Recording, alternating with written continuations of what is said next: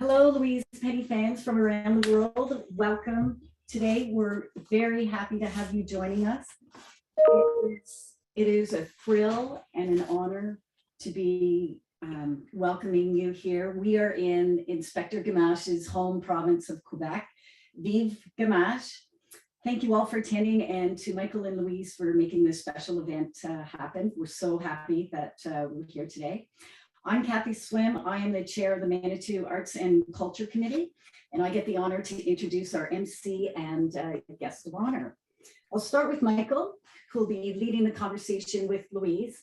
Michael is a wonderful member of our community. Our AALM association is hosting this event.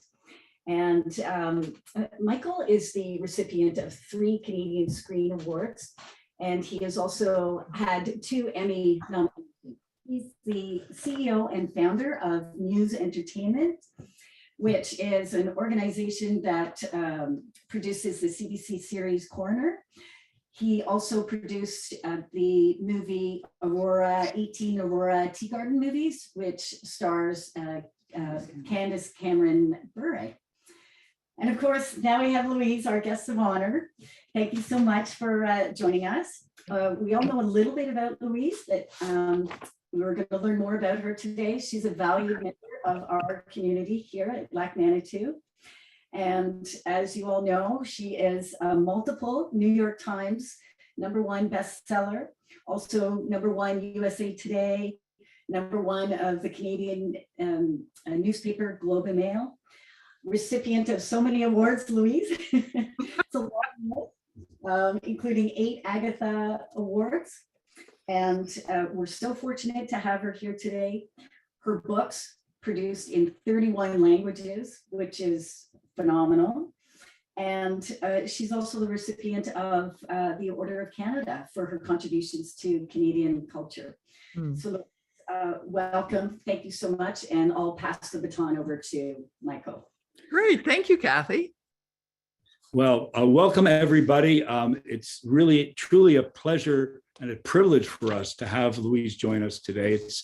She's a very, very well-known international author, and we're fortunate that she's also a great lover of Lac Manitou, where I believe, Louise, you grew up as a young lady and are now a very active and contributing member to the community. So we wanted to start with Lac Manitou for all of you who are residents here. Louise, tell us some of your fondest memories of your childhood in Manitou and what it is about Manitou that you love the most. Oh, well, I just want to make sure everyone can hear me. Can you hear me all right? We can. Oh, good, good. Gosh, I mean, as you said, I grew up there. I was there. My parents rented a place from the Adams family, you know, down Townsend Bay. I'm not sure it's called Townsend Bay anymore, but that's what we always called it. And it is. Mrs. Adams had this amazing estate. And for some reason, she decided that she would rent out one of the homes on this property. And my father, we were living in Montreal, happened to see the ad in the Gazette or something like that, and went up, didn't discuss this with my mother at all, and saw it, rented it right away. And we just had the most wonderful childhood up there. I was remembering it. Of course, I always remember it. I mean, that's why we came back to Manitou.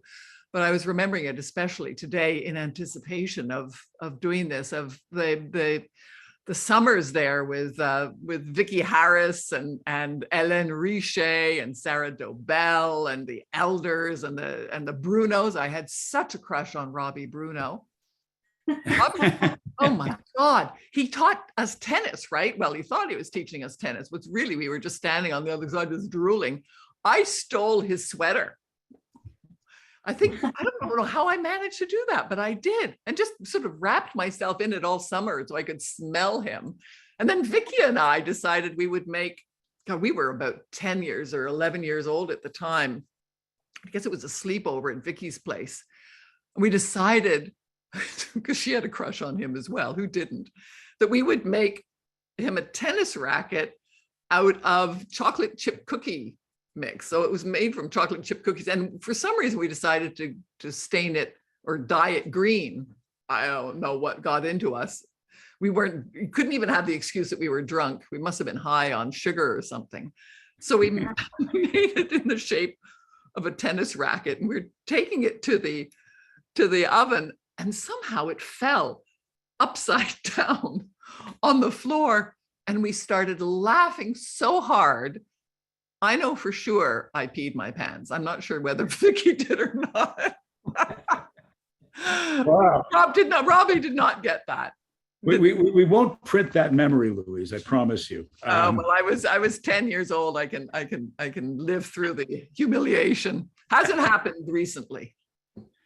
Well, certainly you've moved on to so many greater things, and we want to be very conscious of our time here today.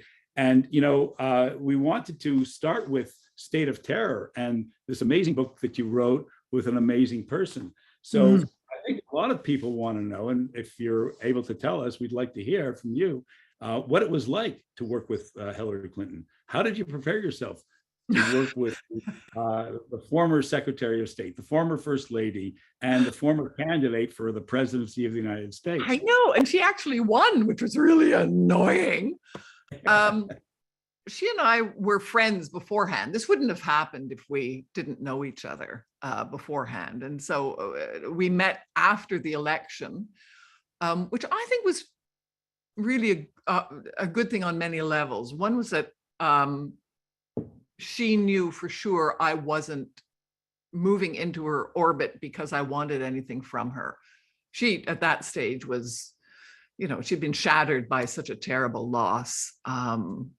And I'd been shattered by the loss of my husband. So we were essentially two women of a similar age, who were deeply bruised and very hurt, and were healing. We're climbing out of that. And so we understood each other at a level where all the veneer was wiped away, and we could just talk as two women. So she wasn't this former Secretary of State, the woman who, should have been president. And I wasn't the New York Times, author. Then I can't, there are similarities. We're about equal. We were just two women.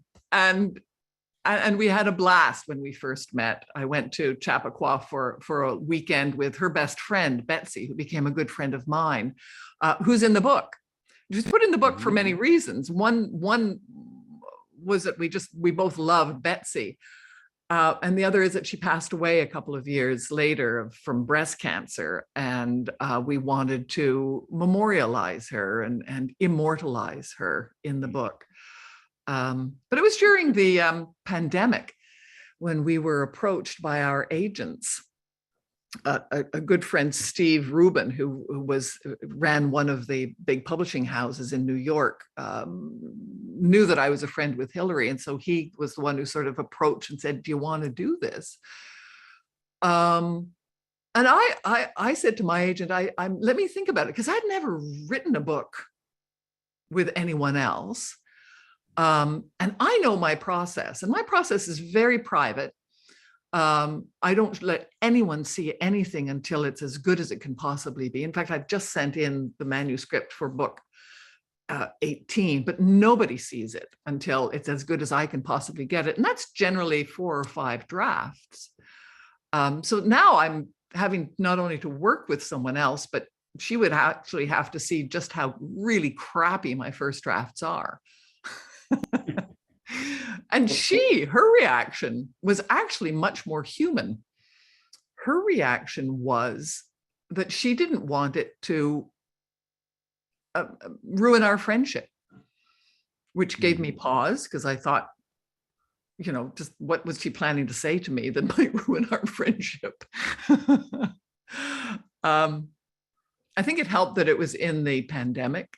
So we both, we're just like everybody else. We were isolating at home. We had nothing really to do. And that gave us time. If it wasn't for the pandemic, we both said this. In fact, it was Hillary who first sort of put the two together afterward when we were on tour. said, if it wasn't for the pandemic, we would never have been able to write the book. So, but it was easy. It was actually turned out to be easy because then I'll stop talking. But she, as you said, brings all of this, the geopolitical insight and the experience. And she knows what the Oval Office really looks like. She knows what it's like to sit in a situation room and have to make decisions, life and death decisions, when you know you don't have all the information. She knows what it feels like. She knows what things smell like. She knows what these meetings are like with other top level politicians from different countries, and how you have to navigate that so carefully. I don't know that, but I know how to write, a crime novel and a thriller. And so we didn't step on each other's toes. There was great respect on both sides. And then if we had a problem, she won. So, well. She won. Well, I was going to, ask you about the nature of State of Terror, in that it's such a, for the uninitiated, a detailed and very comprehensive insight into the world of international diplomacy, the world of internal politics of the White House, the world of conflicts with countries like Iran and Russia. How did it? I would have to assume that Hillary had a lot more knowledge of those things than you did going in, and I wondered how it was working with her on those kinds of issues. And did you feel? Did you learn a lot from her about the way the world operates? Oh, absolutely fascinating, and in many ways frightening. When we were first trying to figure out what we would write about, it took us a long time. We FaceTimed and whatnot, and finally, I asked her, what kept you awake at night when you were Secretary of State, and she came up with 3 scenarios, and we chose, as I think people probably know, I'm not letting anything out that you can't read on the back of the book. The idea of a dirty bomb, that a terrorist would somehow get a nuclear bomb into the United States. And she said that worried her then, and it worries her now. And she walked me through how that could happen. Mm-hmm. And it turned out to be prescient. I mean, it was this terrible marriage that exists that I wasn't aware of between some factions in Pakistan, not necessarily the Pakistani government, but some factions in Pakistan and Al-Qaeda and the terrorists. And of course, where was bin Laden hiding? Not on the border between Afghanistan and Pakistan. He was well into Pakistan. It's very difficult to believe that the authorities didn't know where he was. And of course, she was involved in the operation that did get bin Laden. So she walked me through what would happen when the Americans pulled out of Afghanistan. And this was before it happened. She said, this is going to happen, that's going to happen, that's going to happen. The Taliban's going to take over again. When they come in, they will come with Al-Qaeda, and with Al-Qaeda will come these factions in Pakistan. And guess what? Pakistan is a nuclear power. So put 2 and 2 together. And, so I was going to ask you the question about how, during the course of the writing of the book, the withdrawal from Afghanistan actually happened. Was that something that you were anticipating before it happened, or was it something that changed the way you wrote the book? No. We wrote the book before that happened. But having said that, Trump had already signed the agreement with the leaders of Afghanistan, and met with the Taliban and agreed to certain stipulations there. And essentially, as Hillary kept saying, and that we put in the book, that the withdrawal was done, with a timetable, but not with a plan. There was no plan, which led to what we all saw, and that was chaos. And yet you could see it coming. You actually knew what the dates were.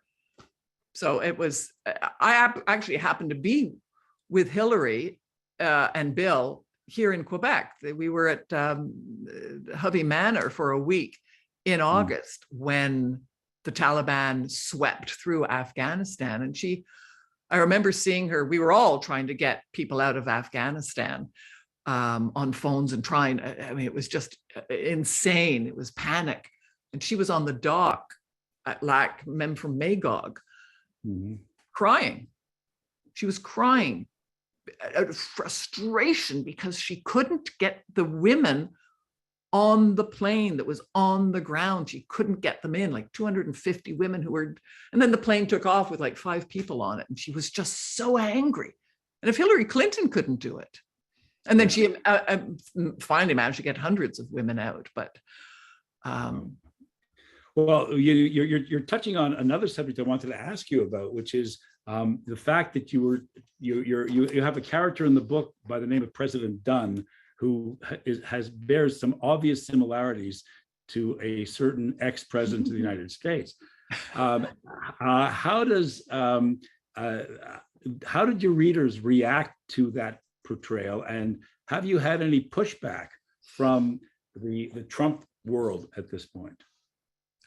Yes, I've seen, yes, but we knew that, and Hillary and I discussed it beforehand, like how this was a political thriller, not just a thriller, it's a political thriller. So like how far in do we want to go, with both boots or not? And we walked around it and we realized that, Hillary Clinton is co-writing this. It would be ridiculous not to just take a stand. And so we did. We just decided, you know what, obviously President Dunn shares some qualities with the former president of the United States, quite a few, and we were just going to go for it. And one of the most fun scenes actually to write was, it's about halfway through the book, maybe 2/3 of the way through the book, when Ellen, the Secretary of State, finally flies to Florida to his gilded palace and confronts former President Dunn about what he knew, and what he knows now, and where this leader of the terrorist cell might be. And it turns out the leader of the terrorist cell, is just down the road. Right. Yeah. So yes, I mean, the answer is yes. We had blowback. We were prepared for it. I had a lot of people write to say they'll never read another Gamache, that they hate me, but people already knew. I mean, to be fair and honest, Michael, people already knew that I was friends with Hillary, and I'd already lost a lot of readers because of that, but I'm not going to jettison a friend or for what, to make money? Wow. I'm sure that's the case, and I just hope that there hasn't been any physical intimidation that you suffered as a result of this. But no, I haven't. That's good to hear. Well, talk to us a little bit about the characters. You mentioned Betsy Jameson. What characteristics did she have that resembled the person that you knew? Was her name actually Betsy Jameson? Her name was Betsy, but not Betsy Ebeling is her actual name, but not Jameson. She doesn't actually. This was one of the things when we were writing it, and then when it was finished, we had to go to Betsy's family to say, is this all right? Because the Betsy character has such a potty mouth, but my Betsy, Hillary's Betsy, did not. I mean, she wasn't afraid to use the F word every now and then, but not quite as much as our Betsy used it. In fact, it was Hillary who essentially de-effed the book, because it would have been twice as long as it actually is had we left them all. But what they share, and this was something that was so important for both of us to begin with, we didn't want to write from the political thriller playbook, the template of these superhuman characters, men or women, mostly men, who run around with submachine guns and jump into anti-tank missiles and do all. I mean, it's incredible. And then I get into fist fights and then hop up as though nothing ever happened to them. I mean, I've never been hit in the face, but I've certainly walked into walls and it hurts. If I was in a fist fight, I'm not going to be getting up anytime soon. So we didn't want it to be that. We wanted it to be about two middle-aged women who have a profound friendship and trust, who solve problems with their minds and by being smart and thoughtful, cunning at times, tough, but don't jump around in spandex and kick down doors and do things like that. So our Betsy is as smart and thoughtful and loyal, or was, as the Betsy in the book. All right. Well, there's another character I wanted you to talk about, and I think is one of the more fascinating characters in the book, and that's Anahita, the Iranian FSO officer. And just to lead you on a little bit, she says at one point in your book that she had been ashamed of being from Iran, but when speaking to the president of Iran, she felt comfortable. I was fascinated by that line, and I wondered if you don't necessarily have to explain that line, but I'm curious about how you conceived of Anahita, whether it related to people that Hillary might have been familiar with, and how does a Muslim woman, fit into who's been Americanized, if you will, fit into the world today. We wanted to create Anahita as ambivalence is overstating it, but someone who is, she's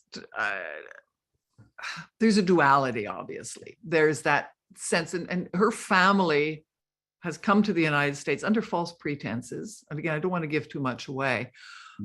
So she's lived with this secret all of her life, that they are Iranian. They've actually pretended to be from somewhere else.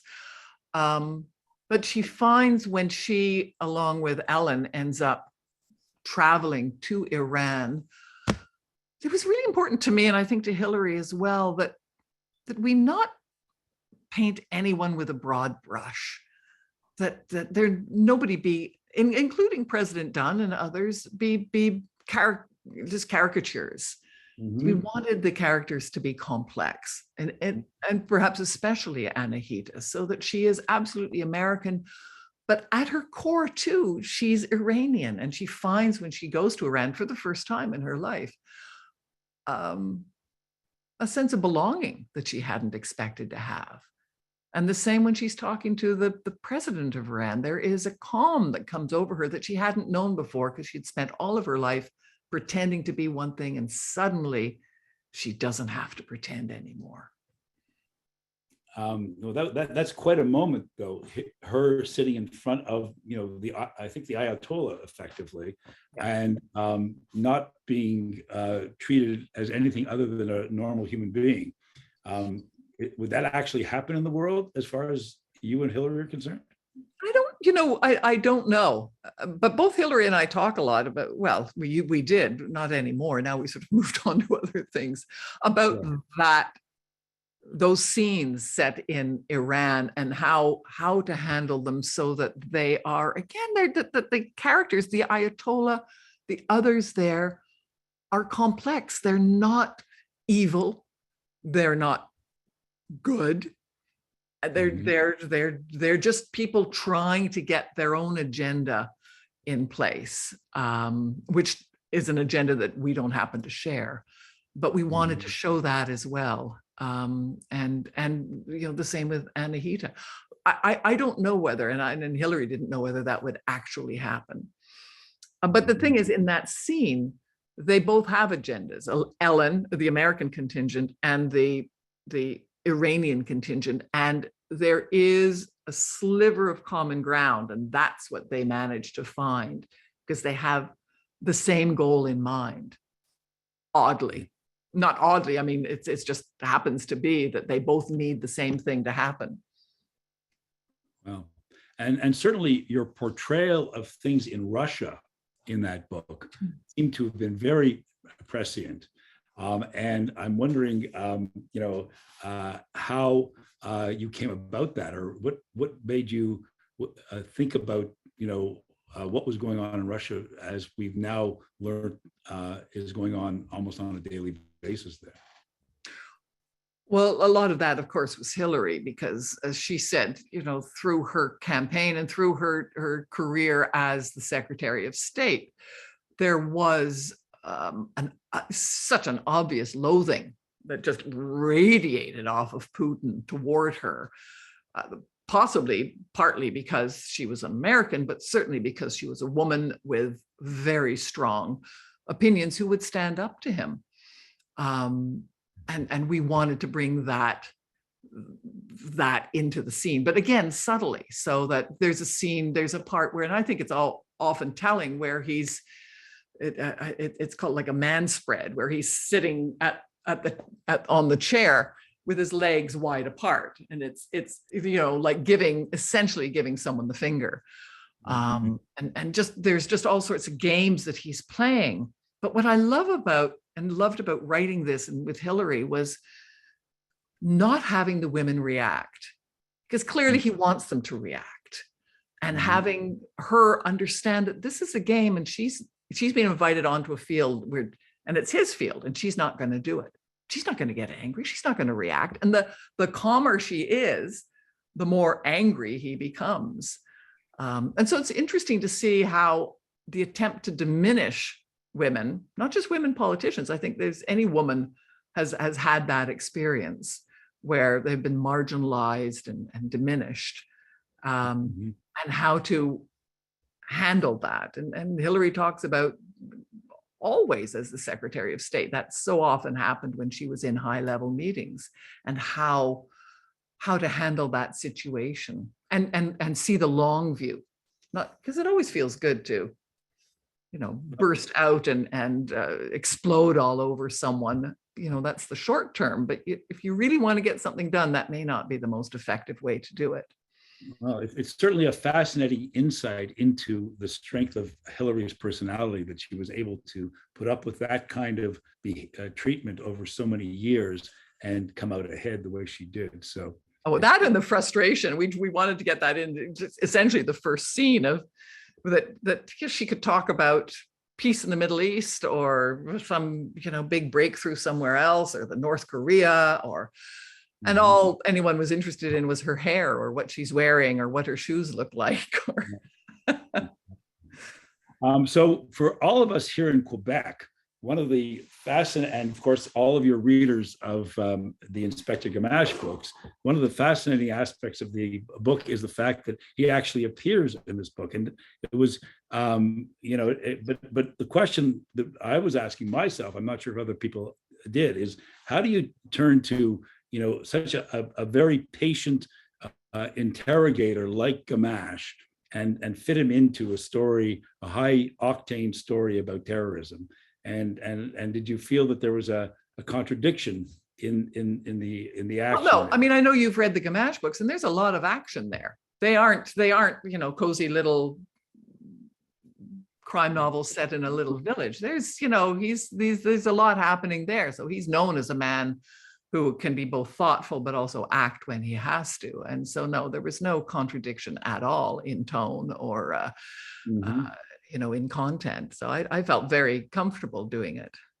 Okay. Well, it was certainly nice to see Gamache in the book and see Three Pines in the book as well. That was something I assume that you had planned well in advance. Is that right?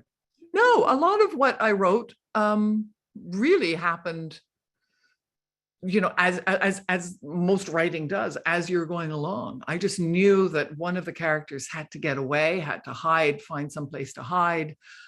And where else would they hide except across the border? And hello, there's Three Pines. So I put it in, played with it a little bit, sent it. What happened is I would write and send Hillary a few hundred pages, and she'd, go through them. And when she got to that, we talked back and forth about whether or not it fit. But yeah, no, so much. Hillary and I wrote 19 pages of an outline together, and that acted as the template. But there's a huge difference, as you know, from your work in film, that between having 19 pages of an outline and 400 pages, a book.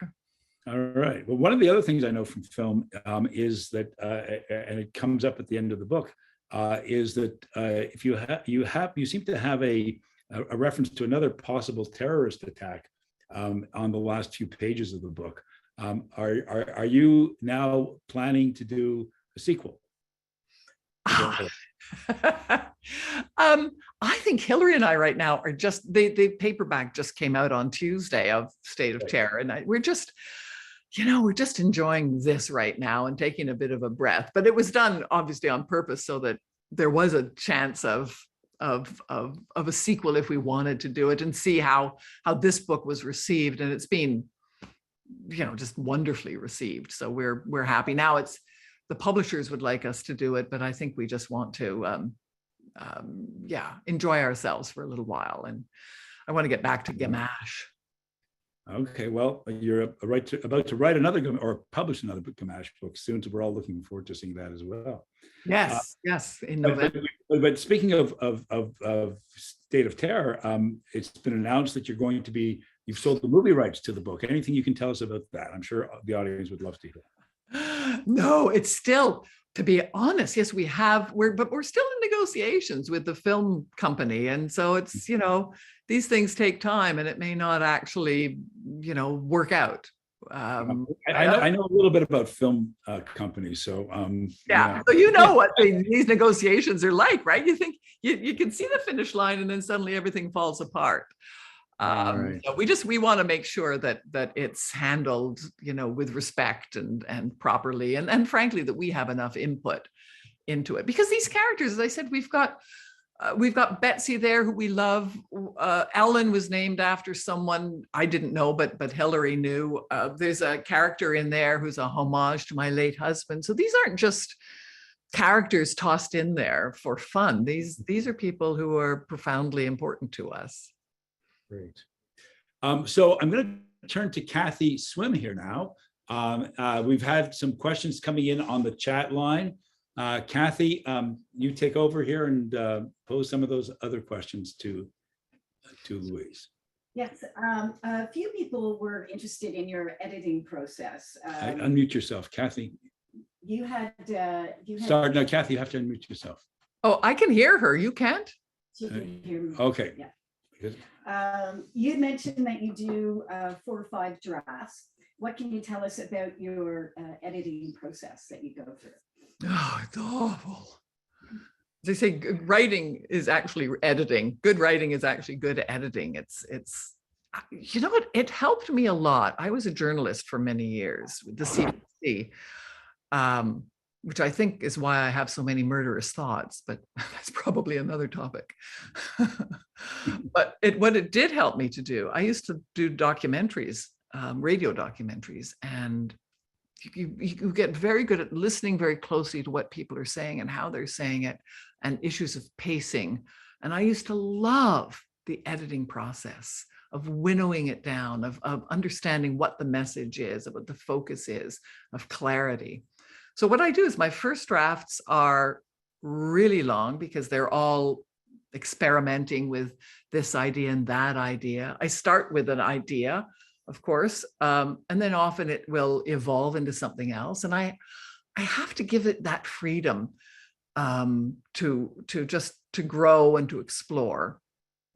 By the time I reach the end of my first draft, which is the first draft of this particular book, book 18, which is called A World of Curiosities, was about 145,000 words, which is a lot longer than it should be. And I knew that.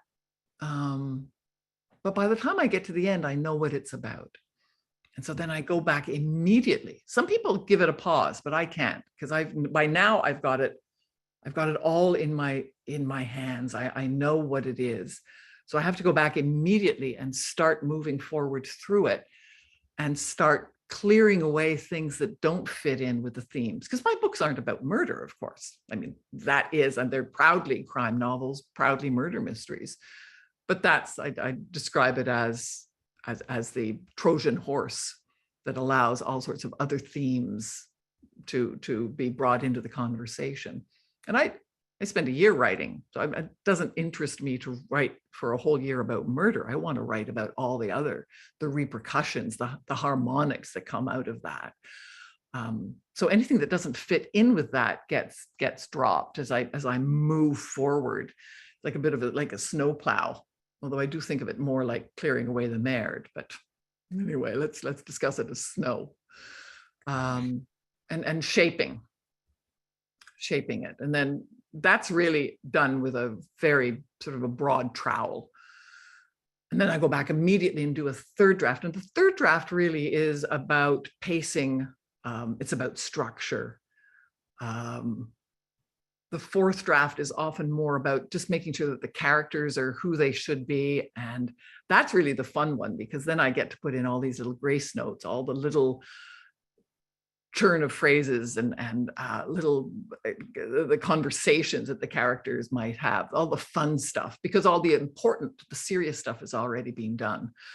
So that's generally it for drafts. And then I send it to my agent and editor, who then sends back more notes than really is necessary.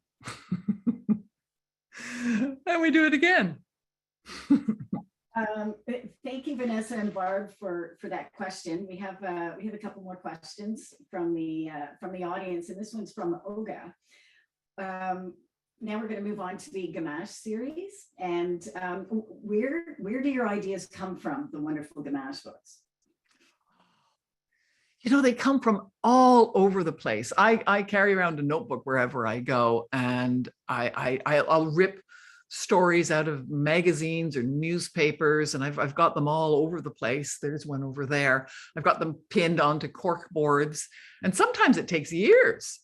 The beautiful mystery idea, I had that. It's now a yellowed piece of paper on the cork board. I had that up about 5 years before I wrote the beautiful mystery, because it takes a while to let things kind of ferment a little bit and stew and come up with, you know, more than just that one plot line. It has to have other things involved.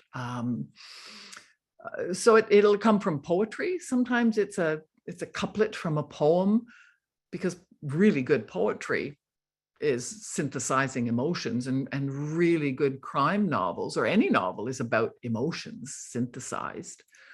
Yeah, it comes from all over the place, but it has to. I feel sometimes like kind of like a monkey, you know, picking up things and that doesn't work, until I find something that it has enough facets to it that I think will entertain me for a year. And I think if I'm entertained, then maybe you will be as well. We have a few members from the Manitou community have asked, have you looked down the road to know how the Gamache series would end? No, I have not. I have a lot of happy plans for sure. But I do want to mention that Manitou actually plays a role in my next novel, In a World of Curiosities. Oh, great. We look forward to reading it. It does. But I do want to say, I don't understand. I mean, maybe I'll get to the point where I understand, but right now I don't understand why novelists would kill off their main character. I can understand why they would stop writing, but why murder the main character or kill them off? I don't, I can't imagine that any writer who does that is actually pleased with it. Yeah. I maybe the only reason to do it is a sense of control, that way no one else can pick up the character, I suppose. But now people are doing prequels, and it doesn't seem to stop anyone from writing new Agatha Christie's and other books. So, you know, back on the Gamache, one of the questions that one of our Manitou residents also asked was, your first book, Still Life, had many rejections. Oh, no. How did you stay motivated until it was accepted? And what do you want to describe that experience to aspiring authors who may be on this call today? Oh, yeah. If you're an emerging author, just keep at it. You have to believe in yourself. You have to. And nobody turns down a good book on purpose. It's just these agents and editors are inundated. The thing to do really these days, and even when I was trying to break in, is to find an agent. You know, no really, very few good publishers are going to accept a manuscript, what's called over the transom, just unsolicited. You need an agent. And often it's it's a bit of a challenge to find an agent. But no, it was heartbreaking. It was heartbreaking.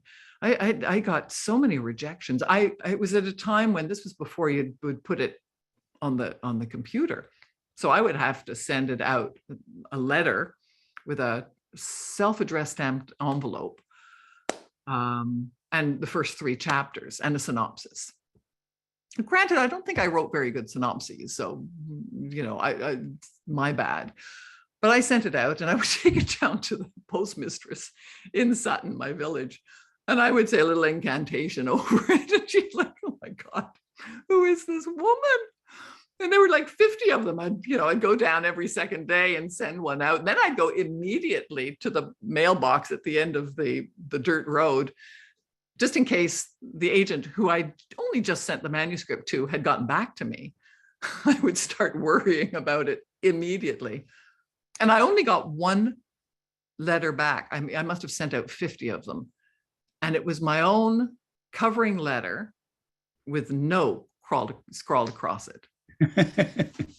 Very encouraging. So how did you finally succeed in getting an agent to represent you?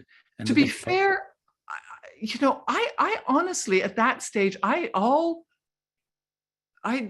was nowhere else to go. I had tried every agent who that I could find, who represented crime novels. I had tried every avenue I could find and been rejected. So I had essentially given up. I thought the book must be as bad as, and people didn't even bother, as I said, to reply. So what happened was, and if you're an emerging writer, 2 things. First of all, write a book you would love to read. Don't worry about it being published. Just write for yourself. Write with passion, with joy. Put yourself into it. Just write a book you would read, and others will too.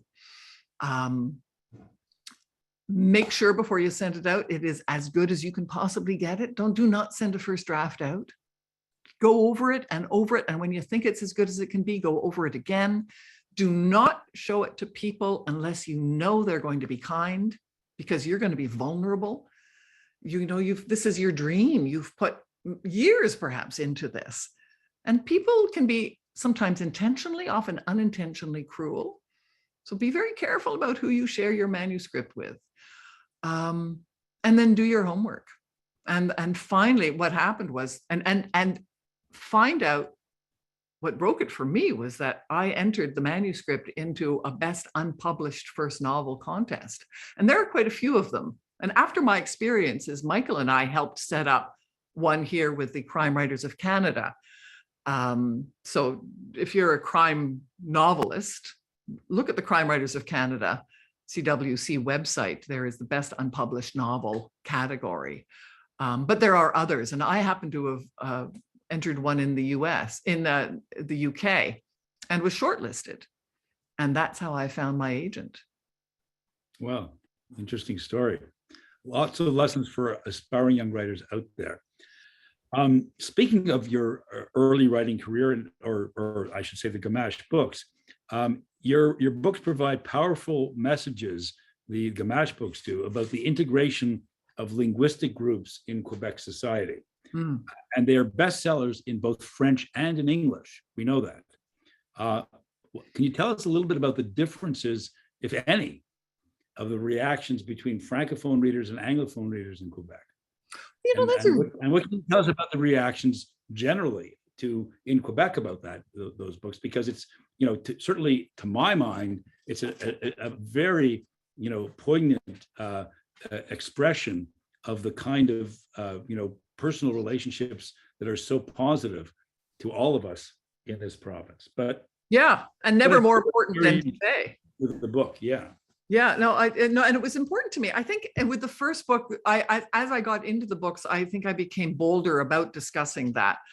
What I did want to do, because I'm an Anglo, obviously, and love Quebec and choose to live here, when I could live anywhere in the world, but I live here because I love Quebec.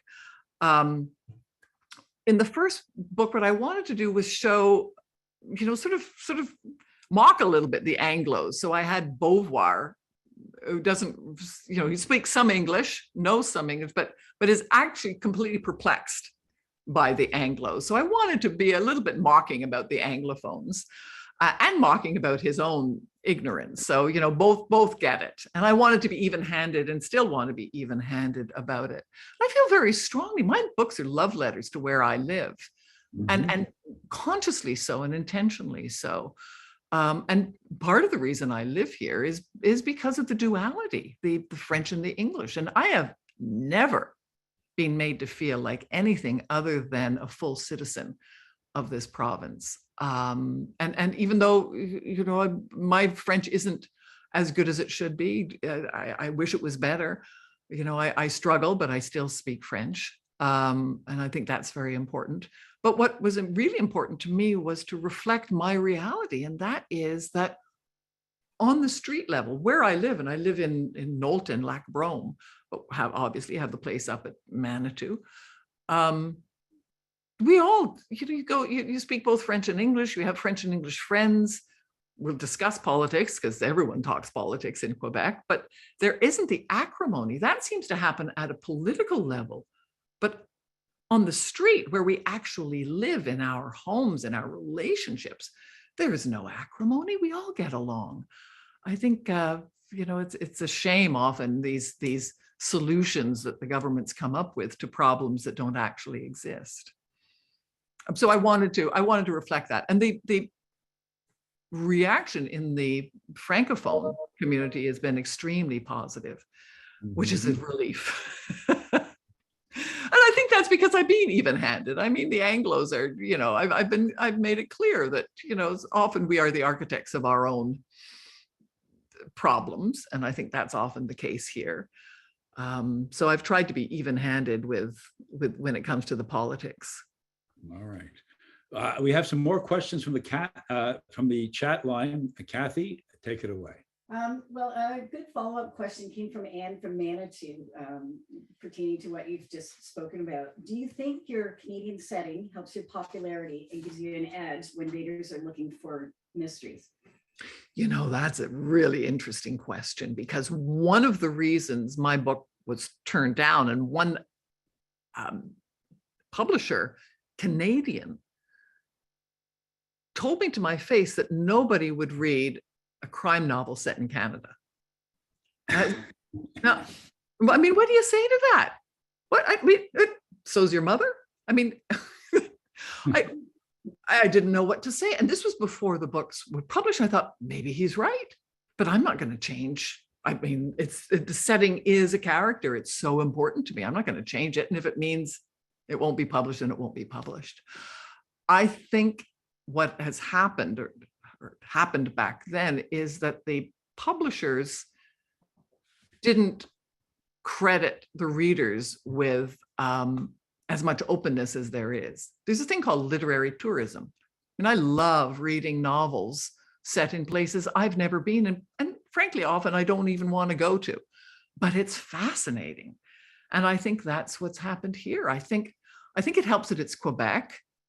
But I also think if you write about a place that you love, that you're passionate about, not even just a place, anything that you're passionate about, other people will find it and feel that passion as well. So yeah, I think it actually helps. I don't think it hurts. I do think it helps. I think sometimes it takes a little bit of time, because I think the perception is that Canada is a boring place. And in many ways, thank God we are. When you look at the world today, I thank God every day I'm Canadian. But I think it takes a bit of a shift in perception to say, some interesting things actually do happen in Canada. And that's actually one of the, if I can just say one more thing, I'm like a kid in a candy shop. I have all this Canadian history and the culture and all the social values that we have. And I get to draw on all of that and introduce the rest of the world to how great Canada is. And you do a fabulous job of it. So Well, thank you so much. I bet that publisher regrets that decision. Well, you know what? He actually got in touch with me a number of years later and said, my bad. I was Some other comments that came out was about how people are really enjoying the food that you introduced in your novels. And one of the questions was whether or not there'll ever be a cookbook.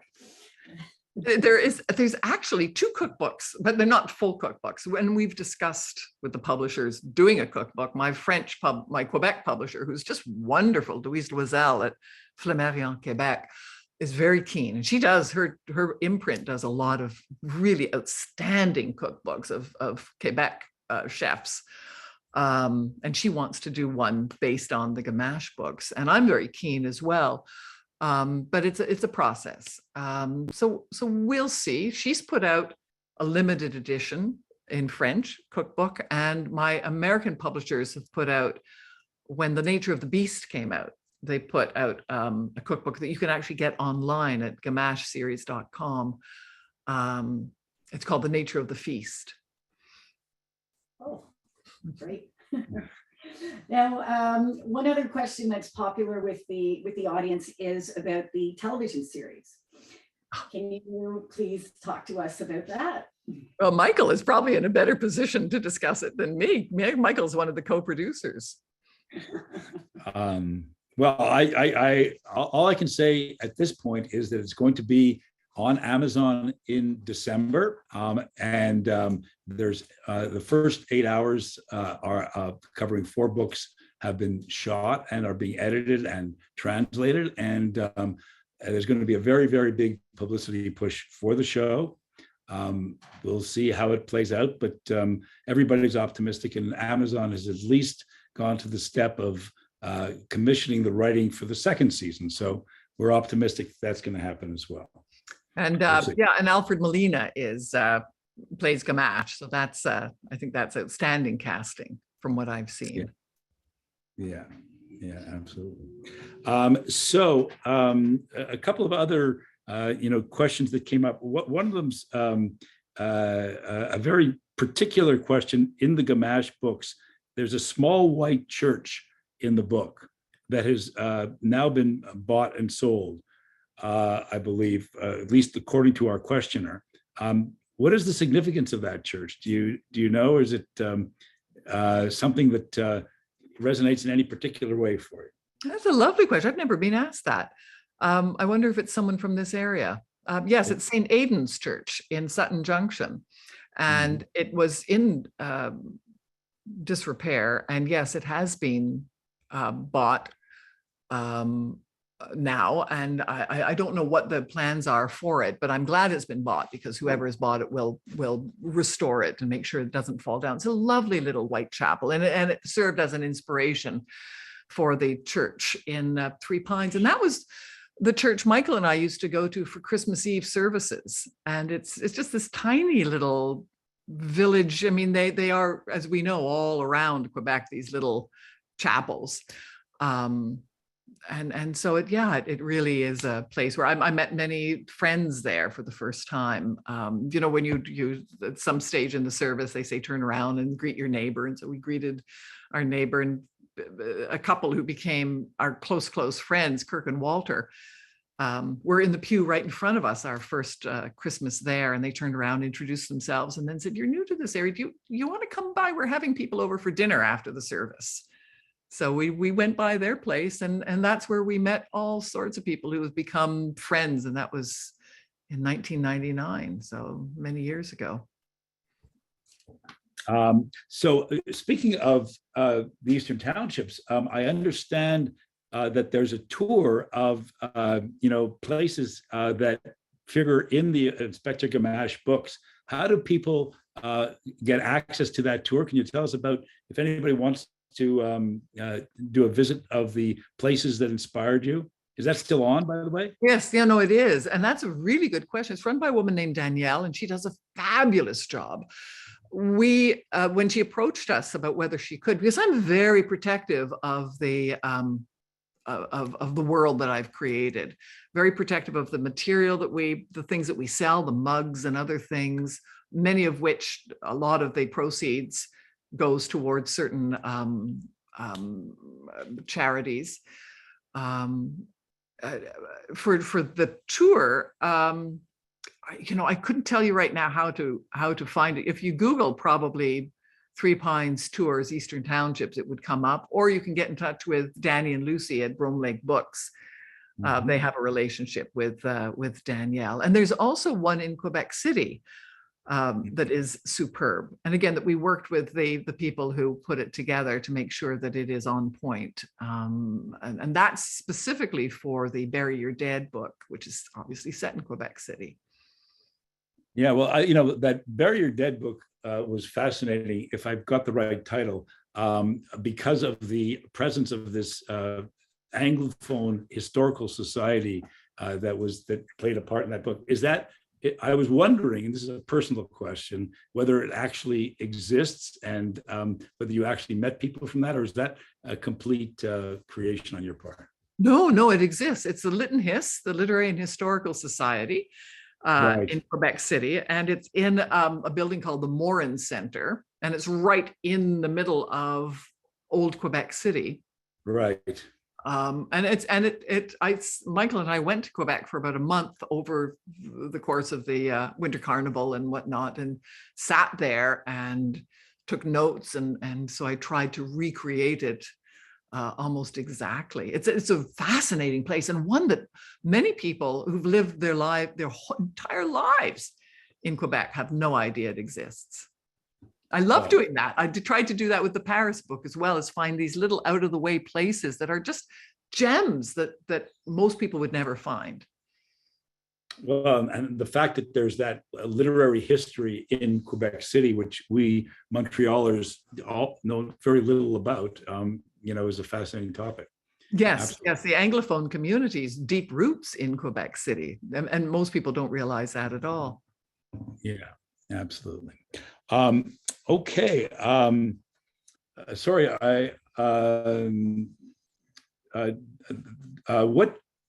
what do you do? This is a personal question to you. Immediately after finishing a book, do you open up a bottle of champagne? Do you go for a swim in Lac Manitou, or how does it? How do you celebrate that? Oh, that's a great question. When Michael was alive, I used to say to him at the end of writing, because when you write the first draft and then you finish at the end, it's like, oh, God almighty, I did it. It's like staggering to the end of a series of marathons. So I said, oh my God, Michael, I finished the book. So he and I would go off to Hovey Manor and have a weekend. And then I'd do the second draft and say to him at the end of I finished the book, and so he'd have to take me off again. And after 2 or 3 books, he got wise. So yeah, just, let me know at the end of the 4th draft, and we'll head out. Now essentially, I just open up a whole a can of jelly beans and just sit and watch Netflix with my feet up on it's really ugly. It's if you imagine Clara, that's essentially me with like jelly beans and gummy bears in my hair and not caring. I don't care anymore. Well, Louise, it's been so generous of you to give an hour of your time to so many avid participants in this event today. We're eternally grateful for you having done that. It's been tremendous fun listening to your stories and picking your brain about what's involved in writing a book, books like you do.